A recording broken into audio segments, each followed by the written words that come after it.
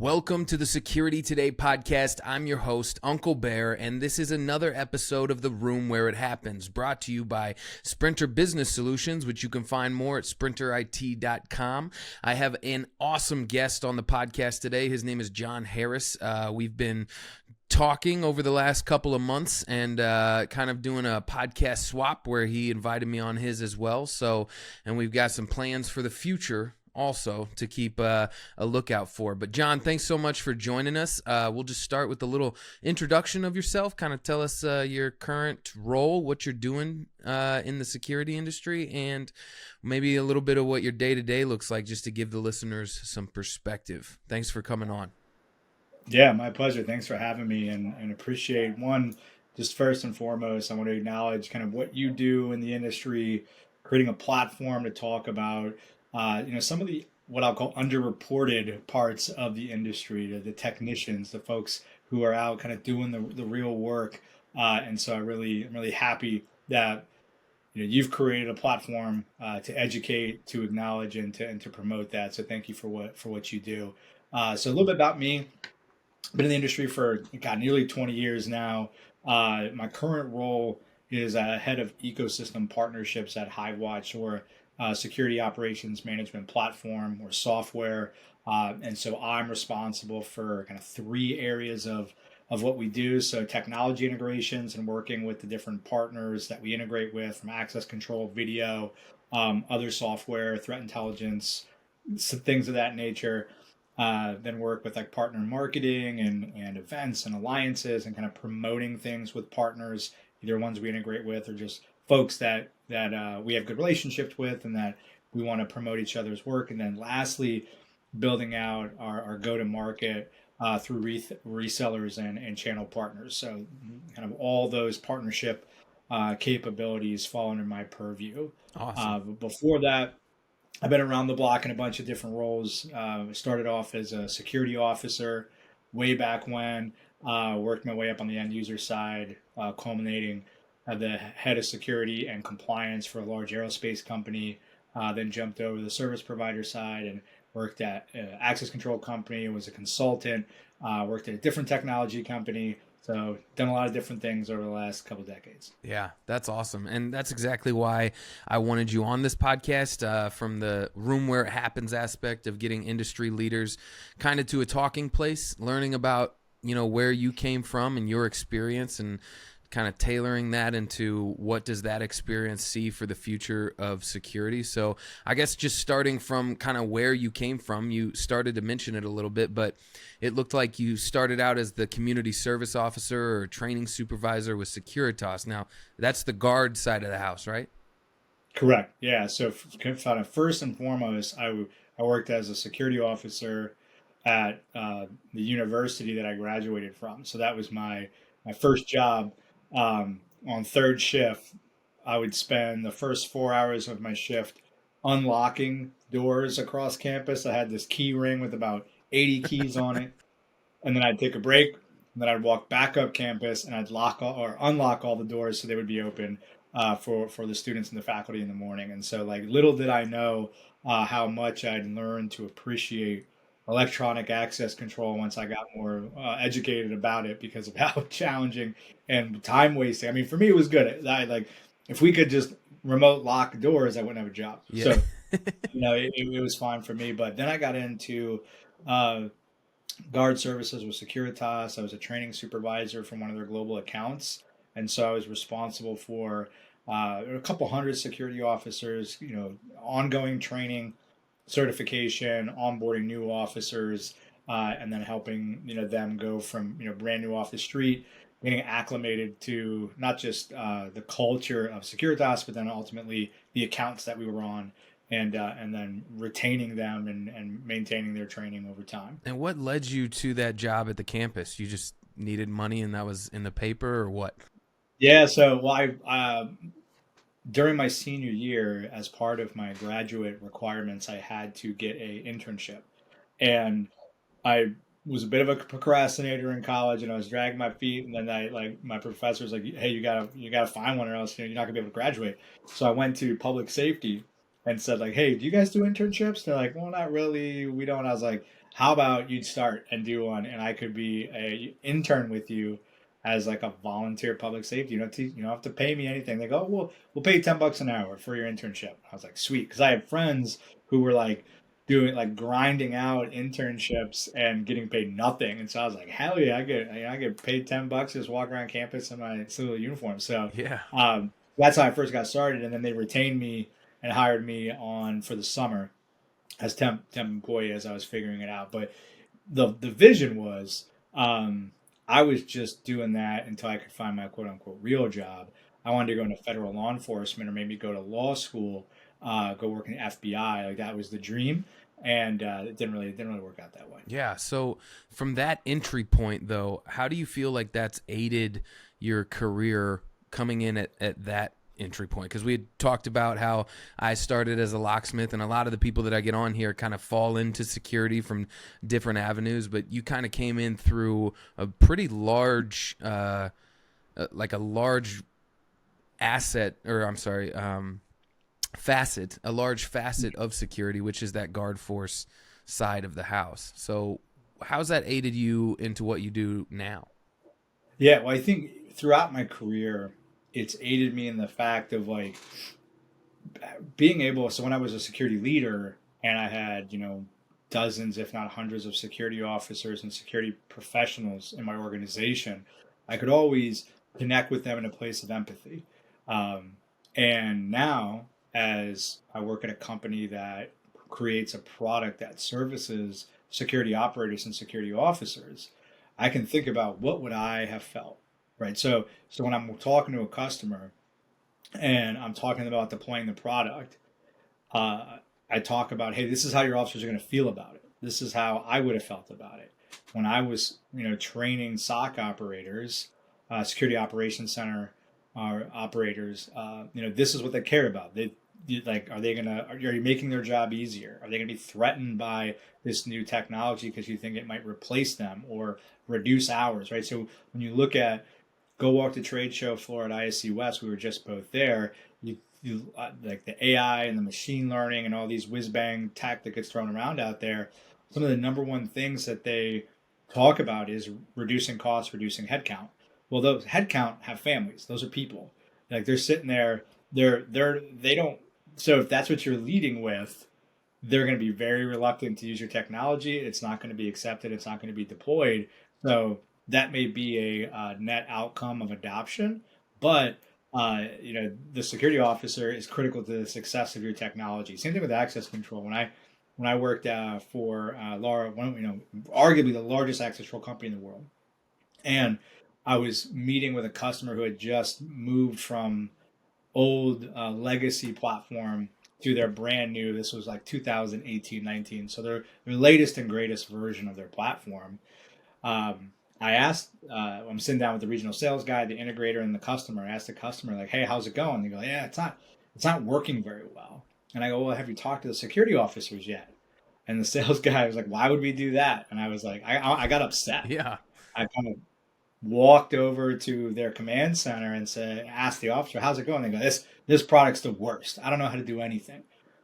They had never been trained. No one has sat down them and say, you used to do it this way, now you're going to do it this way. This is, they had sold it to the executive without understanding that the security officer was the one that ultimately has to do it. So a couple examples there, but that's how it's helped me not just in my current position, but over my career with kind of those humble beginnings and understanding what it's like to be on the front line. You always can reflect back to that and connect with the people who are in that role today and understand the significance and impact of what the people in those positions do.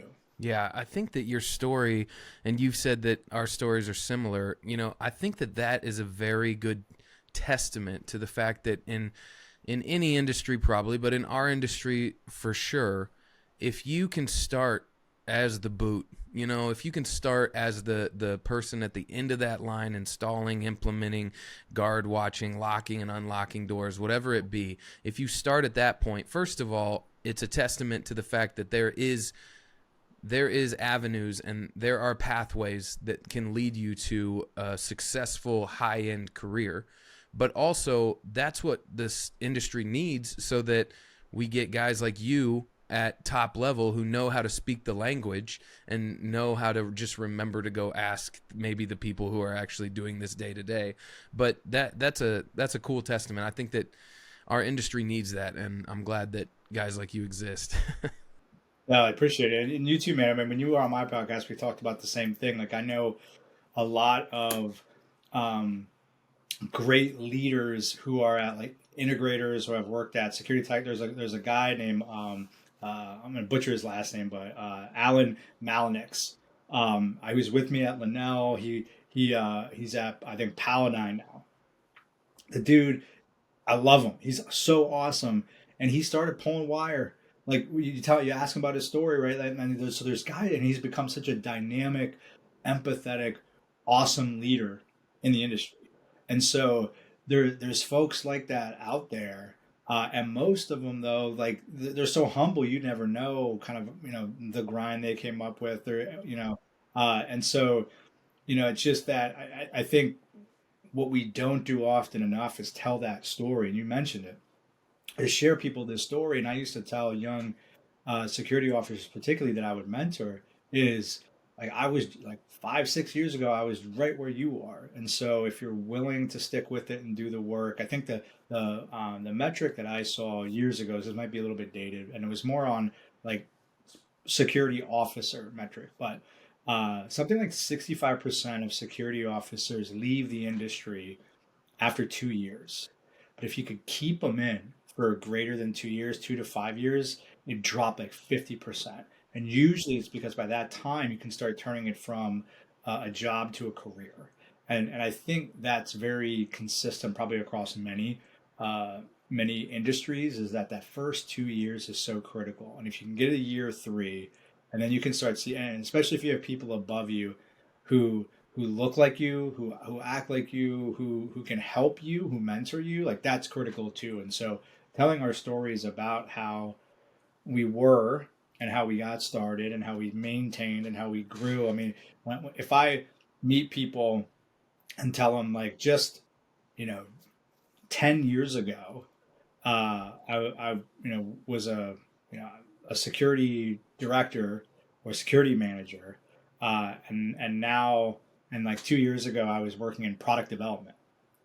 Like those things seem so far apart, but if you talk to somebody about to say, and that's what I love about the security industry, is really it's so broad and the opportunities are nearly endless. And so that's even something for technical folks, installer technicians, security officers, whatever. Like you start to learn it and you have the context of like what the customer needs, you can really write your own ticket and create a pretty astounding career, just by staying and sticking with the industry, and really getting passionate about it. I had Benji Bullock on my podcast a couple weeks ago, and he talked about this concept of just find something in the industry to be obsessed with, and it's resonated with a lot of the people. There've been a lot of comments on our posts about it, and I think that's what it really got me thinking about. And that can change over time, right? But if you can hone in on one thing that you're going to be obsessed over and find something in the industry to become obsessed over.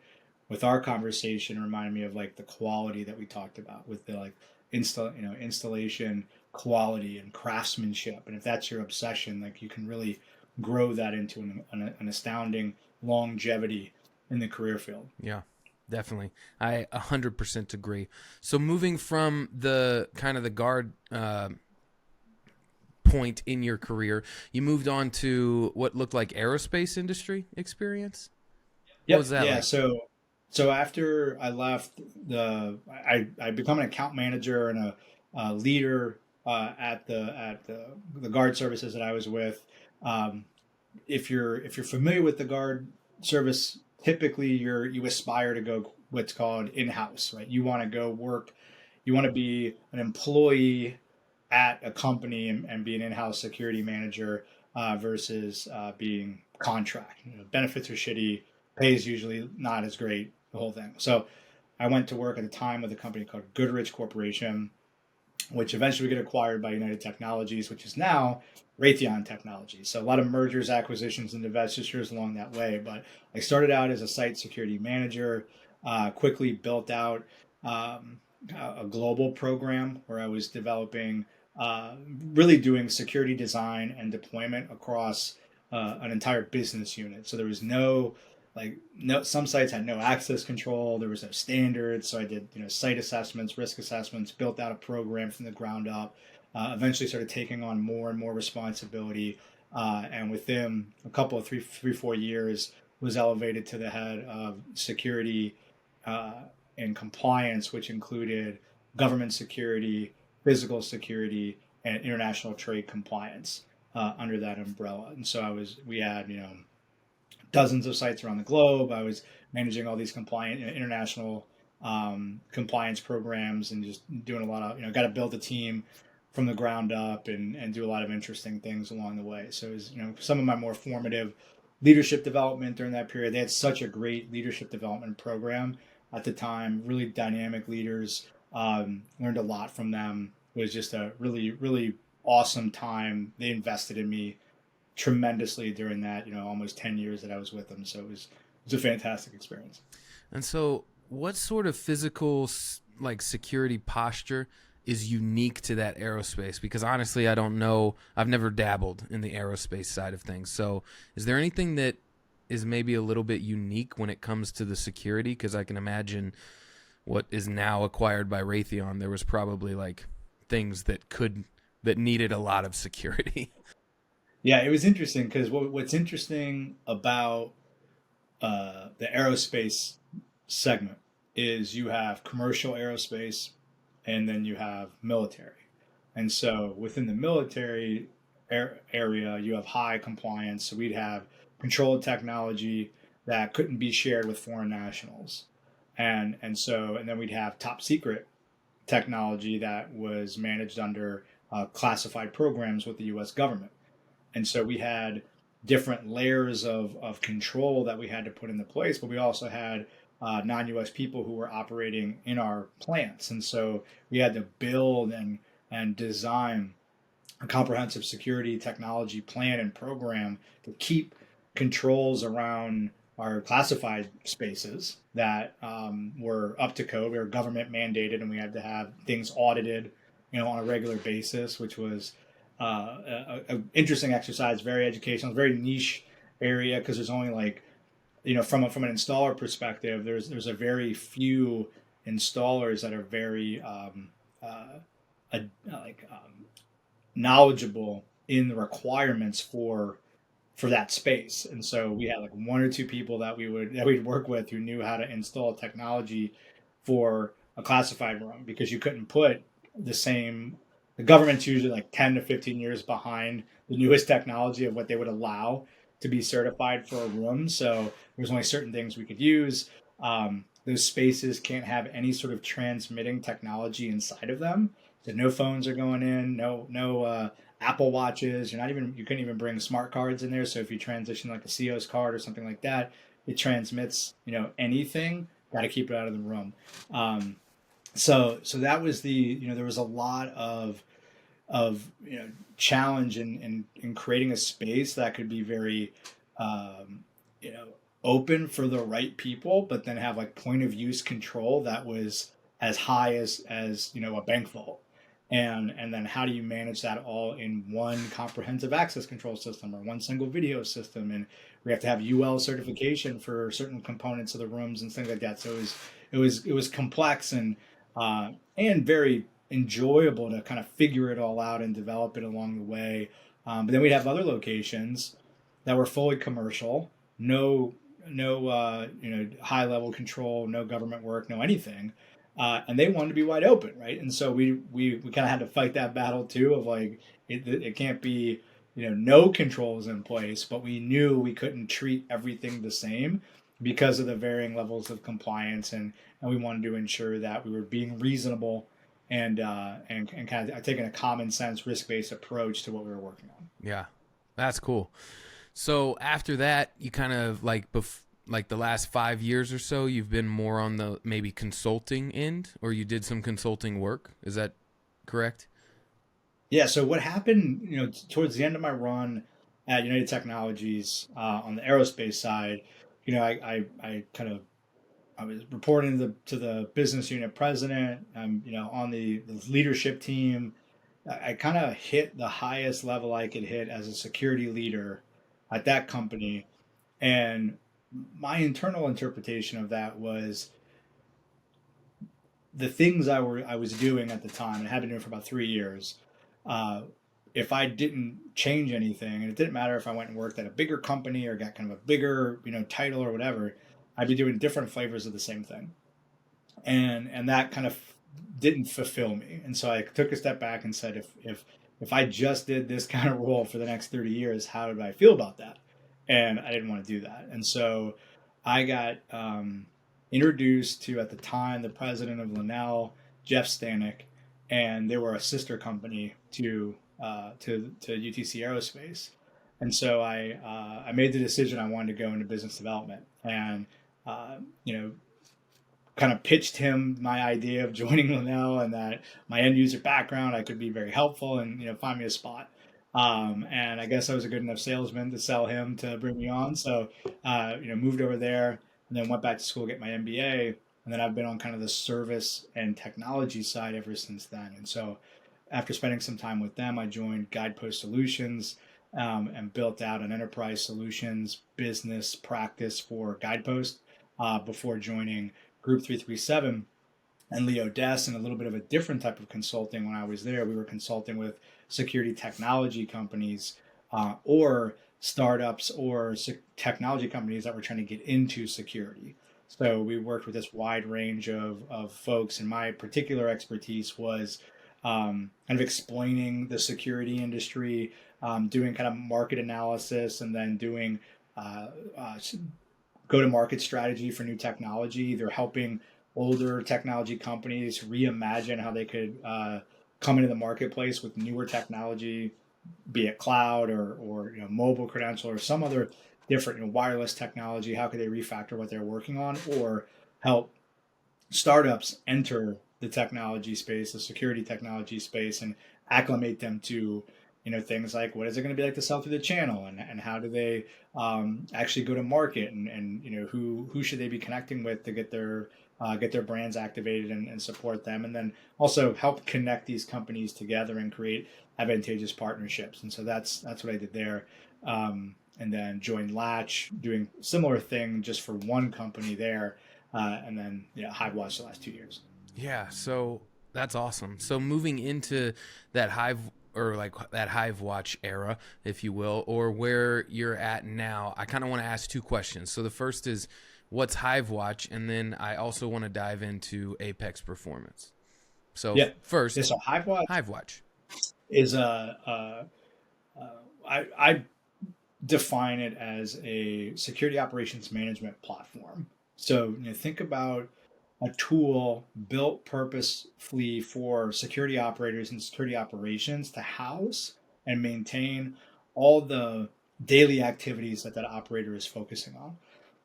So, for instance, like incidents that are coming into a security operations center, managing those incidents, managing communications that I'm having with security officers in the field, where are my standard operating procedures maintained, giving me a visual playing field, a global view of where all my physical assets are. So what buildings are under my purview, camera feeds from coming in from those buildings, incidents based on access control activity, kind of my whole day-to-day operational activity built into that platform. I can call 911 through the platform. I can do case management after the fact if I'm managing an incident and triaging it, and I can move it, manage it that way. And then metrics and data gleaned from all the activity that I'm doing while I'm performing these activities.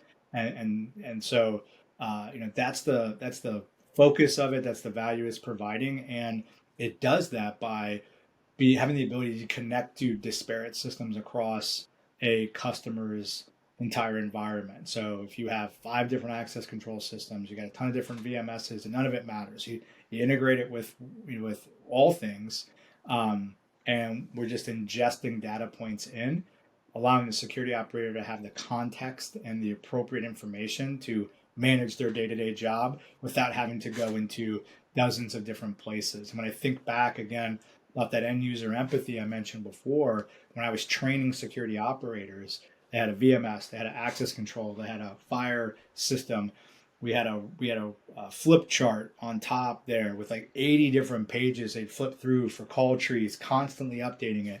That was actually one of my jobs when I was a training supervisor, was updating the flip charts and then shipping them to all the sites around the country, to make sure that they had the exact same version that we were updating. So you put all that into a single platform, creates more effectiveness, more efficiency, more process, kind of coordination and collaboration across the board. Yeah, I have not thought of a call tree in a long time, but Right? I remember that early on in a couple, like, hey, if this isn't going right, here's the call tree, do this. And Yep. yeah, Yep. Well, wow. I remember like when I was at UTC, we had a call tree for. I mean, that's where when our CEO Ryan first presented me with the idea for the product, I wasn't too far away from where I had been as a security director, and I'm going, oh man, like there were just a couple of commonsensical things. I'm like, this alone makes this a no brainer, because even just having to update a call tree with, like, I mean, we were a big company. Our VP of whatever, who wanted a call anytime, this machine went down,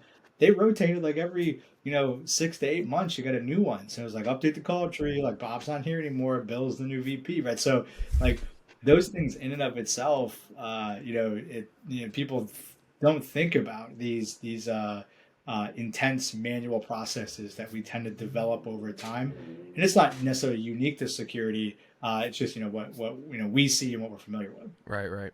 So, can you highlight what Apex Performance is then, and maybe Yeah, where the passion came to create that?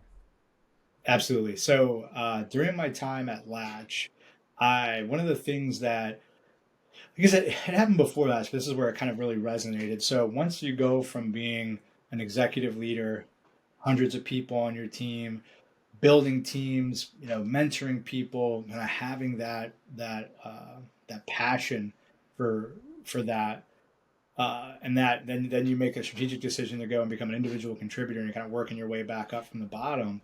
I found myself really missing the ability to impact people and develop others, and become a mentor, and couldn't really do that at scale. I worked with SIA. I was part of that. I'm a time mentor with the SIA group. Was with the young professional group. Um, but I wanted to have a bigger impact. And so when I was at Latch, and really realizing that I wasn't going to have, that there wasn't that path towards leadership there, I decided to start my own business on the side, and that was what Apex Performance was. And it was the ability to provide training and services for security professionals for leadership and performance development. And I see, till this day, I still see that. I saw it there, for sure, as a gap in the industry. That if you worked at a place like I did when I was at UTC, that invested so much in my development. I mean, I went to countless leadership trainings, week long leadership academies. Like they had like, if you got into the leadership development program, you basically had a 10-year roadmap for development. That's very unique. I didn't realize how good I had it until I didn't have it anymore. Yeah. And so when I look at the opportunity for young professionals, or any professional for that matter, in our industry, to learn how to be a leader and not just get there by tenure, because tenure doesn't solve leadership challenges. It has an opportunity actually to create more, because you get stuck in your own ways and you just perpetuate whatever things you learned how to do, and maybe those aren't the right things. So obviously there's a difference between being a manager and a leader. And so that's what I struck out to do, and started creating content, and training and online courses and in-person activities around leadership and performance development for specifically the security industry. Yeah, that's awesome. I mean, that's exactly why I wanted you on. I think that's why you're doing so much for the industry. I feel that there's a ton of people out there that are trying to make things better with their products or with whoever they're working for, but there isn't a lot of people that I meet that have a passion for the industry as a whole, to say that if I contribute towards something, it's going to cause the entirety of the industry, whoever comes to my corner, to walk away better, and that's going to create betterment, throughout all of it. So that's exciting to see, and that's cool. And we'll talk about at the end. You can tell people where to find that and stuff, but that is definitely one of the reasons that I wanted to have you on. So using that experience and you have a pretty unique story. I feel like I don't interview a ton of people who started in Guard Force, so maybe it's kind of common for people to go up the ranks like that, but you kind of made that jump that you said, where you were at your highest point and you didn't know that you wanted to do that forever. And if you went somewhere else and did that role, that would also be the highest point, but you'd be doing the same thing. So that risk-taking moment where you decided to kind of pivot and work your way into environments and work your way into groups of people where now you're having to put forth everything that you've learned to try to make things better and try to make things more implementable, if you will, using all of that with that passion and that full experience. Where do you think it's all headed, or it needs to be headed, to advance the industry when it comes to those connecting points, if you will? Well, I think one thing you highlighted was you got to take some risks, right? Nothing's guaranteed, and I always preach that growth happens on the other side of discomfort. And so if you just stay doing the same thing you've always done, you're going to get the same results that you've always had. Now there's kind of a traditional mentality in our industry of like, as long as we can plot along with 5 to 7% year over year growth and like measurable margins and like don't rock the apple cart. But external forces are not allowing that to be the case anymore. We've been able to, the security industry collectively has been able to kind of stave off external disruption by kind of new startup and big technology for some time.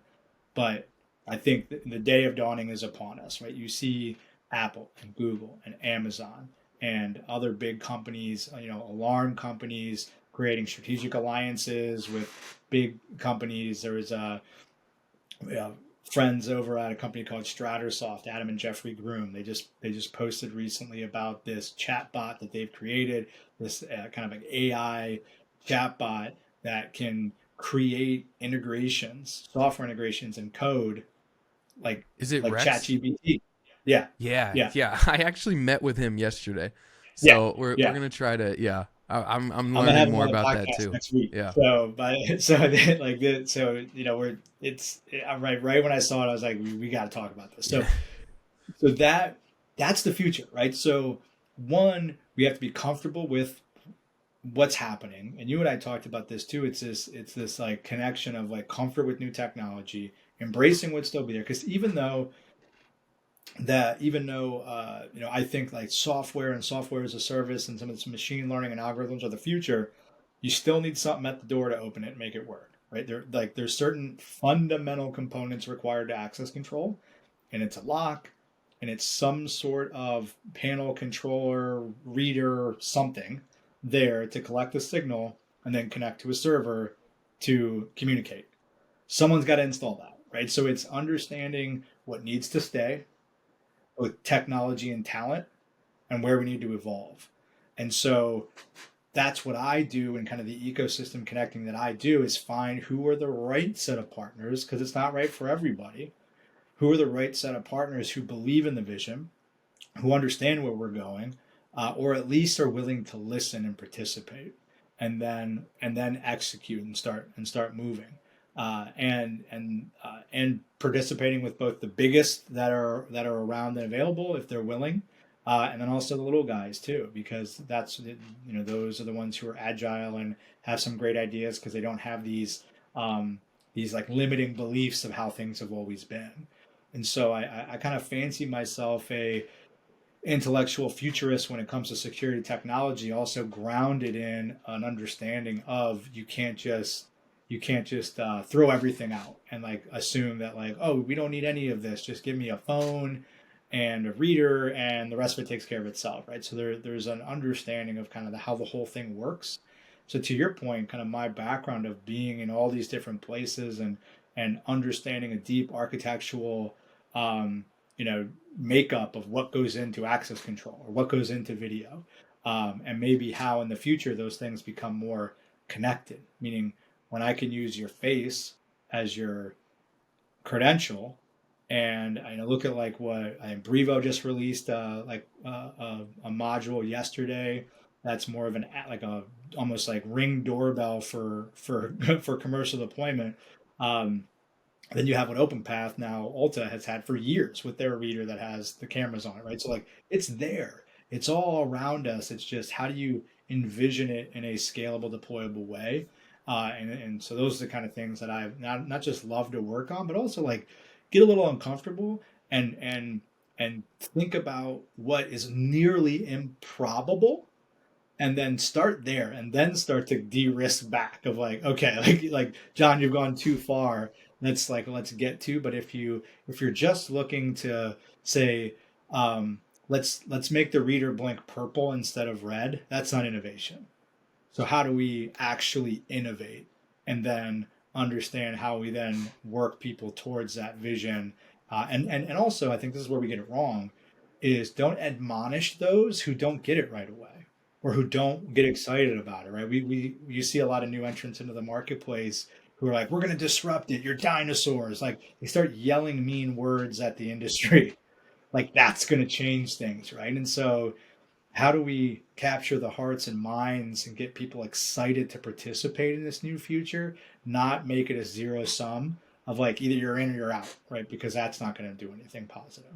Yeah, and I can echo those sentiments also. I do think that your genesis, your beginnings, keeps you grounded in that kind of like looking to the stars. You still are remembering that your feet are on the ground, but it is where can we go from here?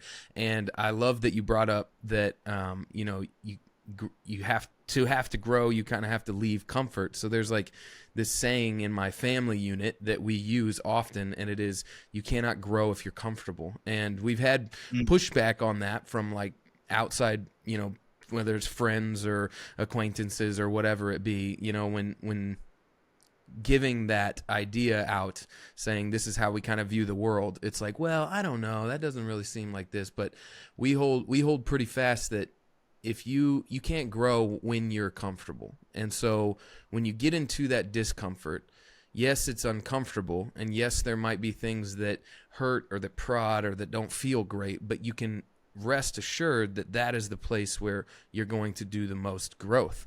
And I think that's kind of like this silver thread that moves all the way from the stuff that you're talking about is like, as an industry, we have to start embracing the way that technology is interacting with our security environment, and how can we implement that and make it, the most effective thing for the user of the system. And then also that like falls into your Apex training and stuff like that of like, as an individual, I need to make sure that I'm walking into discomfort so that I know that I'm growing as a person and that I'm becoming better for the people around me and better for myself, at the end of it. Yeah. So I think that 100%. I mean, I was telling my wife this the other day. I was working out in my garage, and I listened to, there's this Spotify mix by this DJ called Akira the Don of just Jocko Willink saying stuff to like techno music, yeah. and it's the best thing ever. I'll And have to he's check got that this out. one riff that he's going on about the enemy, and so for those who don't know Jocko Willink, he's a former Navy SEAL. Now he's like a motivational speaker, and he's got like a awesome energy drink called Go. It's like my favorite drink that around. But either way, he's just an awesome dude. But he was also like in the Navy SEALs and in the Battle of Ramadi, which is one of the most like deadliest battles in the Iraq War. So he's talking about like, even to this day, he's in his 50s, like waking up, thinking about the enemy, this kind of fictitious vision of the person out there who he's battling against. And out of nowhere. I mean, I'm like doing like squats in my garage, and I have a whiteboard because things will come to me, and I'll write them down on the whiteboard. And I wrote down, the enemy is the version of me I become if I don't do my best. So every day I go to battle against that enemy, which is the version of me that I will become if I'm not getting better. And that struck such a chord with me. And I have this saying in my, there's two things we talk about in my family. I say, yesterday is the hardest day that we've ever had. Like, it'll never be worse than it was yesterday. We're always getting better. Uh, and for 15 years of marriage and having a family, more or less, it's evened out that way, right? We have it better today than we did yesterday. And then I have this saying of like, just get back under the bar. And what I mean by that is like, again, like go do squats, because the hard work is going to make you stronger. Whenever you can't think about, what to do, or you have paralysis by analysis, just go back to work, get under the bar, do the work, and you'll get stronger. Because if you're just sitting around and you're just thinking or just trying to analyze, so if we as an industry just sit here and go, man, what's going to happen when Amazon launches that first like enterprise level security tech? I don't know. Like, but let's just go do the work. Like, let's not think about it. Let's go execute on it. Or what's going to happen when an algorithm can configure a Linnell system? Like, I don't know. Maybe I should go learn how to code Python. Yeah. Right. So, those are things that are, and I think you nailed it, Bear. It's not personal. It's not professional. It's everything. I love quoting Nick Saban. The way you do one thing is the way you do everything. You can't crush it in your personal life and then be a piece of shit in your professional life and think that's not going to spill over. Yeah. Right? Like, it's all connected. Yeah, 100%. No, I like that. I'll have to hold on to that. We also see that, like, that the enemy is that thing inside of me that's not going to be the best version of me.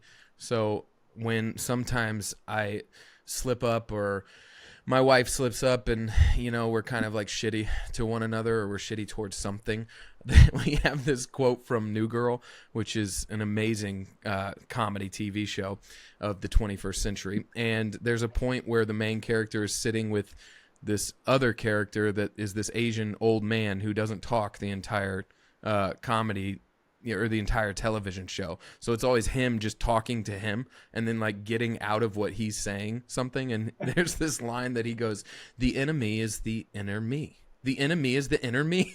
And so we'll say that to each other when like someone's not being the best version of themselves. The enemy is the inner me.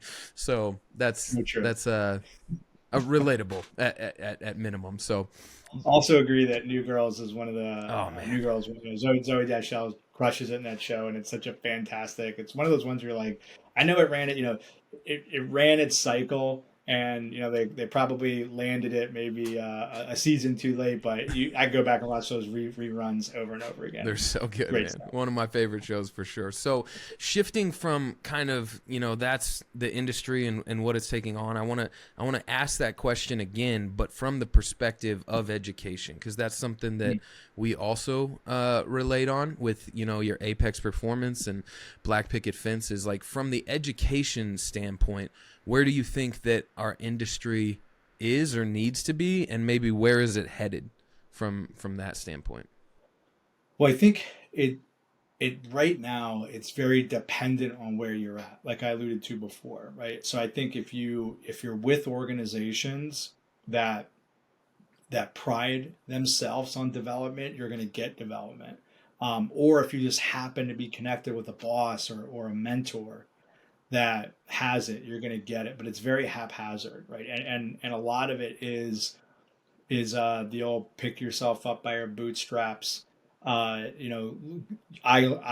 got my lumps along the way. You need to do yours as well. And it's that very industrialized culture of time and tenure versus talent. And I think that's the shift that we need to make. One is like become more democratized in our educational offerings. And I think that's something that you and I are working on, is like, how do we get the tools into people's hands that's independent of where they are or who they're beholden to as an employer, and just get education out to people. Whether that's leadership and development, or how to be an expert locksmith or educational. I mean, there's so much opportunity on just like YouTube University to learn so much. But how do we put that together in a comprehensive way? And I think, SIA has been doing a pretty good job of they're making some inroads there as being a good steward as a trade organization to try to uplift the trade of security with a lot of the great stuff that they're putting out there. But it's still like they're an organization beholden to their organization, so there's only so much that we can rely on them to do.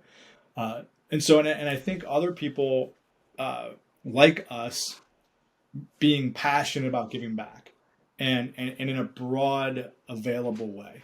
And so I think people underestimate the ability of just like creating a YouTube channel and talking about their experiences and educating others on, hey, I'm Jon and I'm going to explain to you how access control works.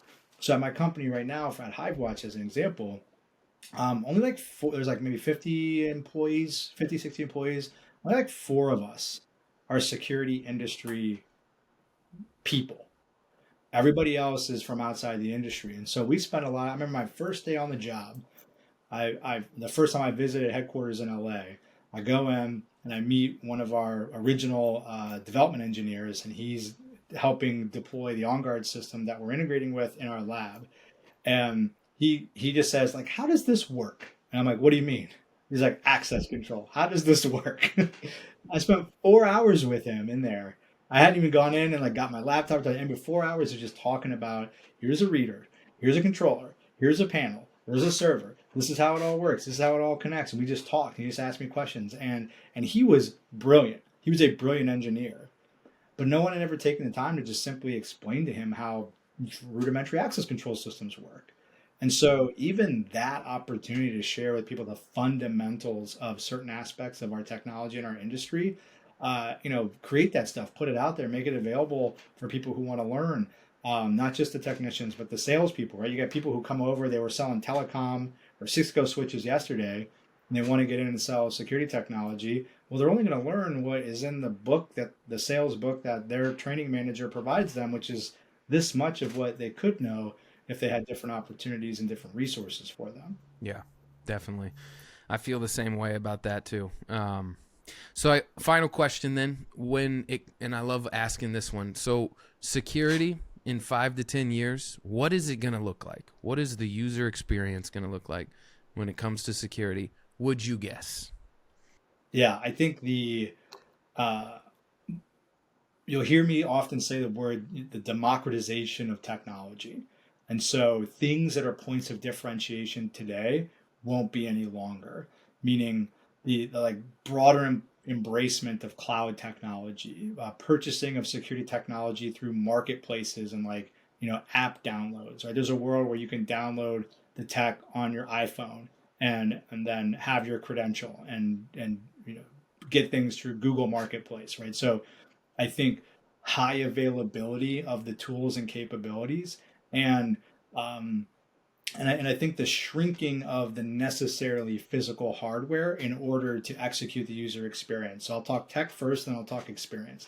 So meaning realistically today, card reader, Raspberry Pi, PoE, connected to a switch to the internet, you have access control, right? And there's a lot of folks who have deployed similar tech, but not at scale, because you have a huge install base using old technology that requires a lot of hardware. But that I see that shift happening where people look around at other comparable technologies and say it doesn't have to be this complicated. And so simplification of the built environment technology, and then a combination of high user experience and without demonstratingly reducing the compliance. So today, or traditionally, more convenient, less compliant, or less secure. And I think because the technology is democratized, the form factor of the physical technology gets reduced, and you can give great user experience. And user in two ways. User meaning that security operator who is actually managing the security system, and the person who's coming in the door, or the person who's actively engaging with the system on the consumer side, and the operator side, and then the technician, making it easier, more push button for you to deploy, and making it less of a high admin experience to configure. And so all that though requires a shift change in the way that we develop, service, and support our systems. So the integrator of the future is going to look slightly different and maybe look more like a IT service support, traditional ISV than the old school. But one thing that you and I always talked about though is that we'll always need locks on our door. So when the power goes out, the fire department will require that you have the ability to still open your door. So locksmiths will always, in my opinion, will always have a place in this world because we need someone who can have that key override. Yeah, I sure hope so. But yeah, that's interesting. That's a lot to think about, but I like that take. So thank you so much for coming on, man. Can you give us a little bit of where people can find you, where they can find Apex? Because I know for a fact that there's people out there who listen to this podcast that will hear your take on it and be like, I would love to just kind of round myself out leadership wise so that I can do better in my occupation. So easiest place to find me is probably on LinkedIn. If look up Jonathan Harris, Jonathon Harris on LinkedIn. You can find me there. The Apex Performance website is apexperformance.one. And right on the homepage, there's a link where you can join our online community. And we have a free community where we go live every other week. We do kind of an open forum, ask me anything, online training, discussion, and then that's basically a running kind of a chat with the different participants and different topics they can talk about, and kind of like a Slack type thing, but not Slack, but you can get the idea there. And then in there, we'll announce different trainings, different opportunities. We have virtual coaching training, online programs, in-person stuff. We'll have events coming up towards the end of the year and all types of things. So you can check us out there. Awesome. Well, thanks so much, man. And I really appreciate your time and your perspective. And I can't wait to work more with you in the future on a couple things we talked about and hopefully on more things that we don't even know yet. So Absolutely, man. I appreciate it. Thank you. And thanks for all you do. All right. Thanks, guys. See you.